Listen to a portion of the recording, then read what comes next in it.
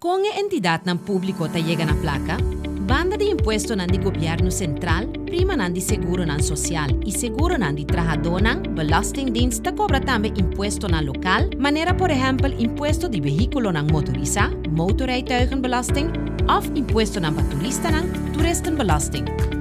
Cobranza di impuesto ng lokal aqui, ta sosodena boneiro door di belastingdienst y na centustasies y saba door di entidad ng publiko. Na Saba, riba petisyon di entidad publiko Saba, belastingdienst cobra impuesto di visitante ng logeergastenbelasting si. E placa que genera en todo caso, tabay completamente na beneficio di entidad publiko. Kiko no sate kwawo.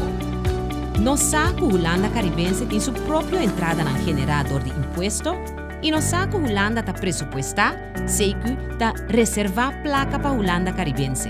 Pa donavo mi hobista. Belastingdienst Holanda Caribense in 2017 ta collecta $660.583.200 ribe isla nang na impuesto ng di gobyerno sentral y prima nang paseguro ng sosyal, prima nang di doyo ng di trabaho y prima nang di cuido. En total, mester di $350.433.546 pagasto ng di Holanda Caribense entre qua $36.567.000 pa kompensasyon ng liber.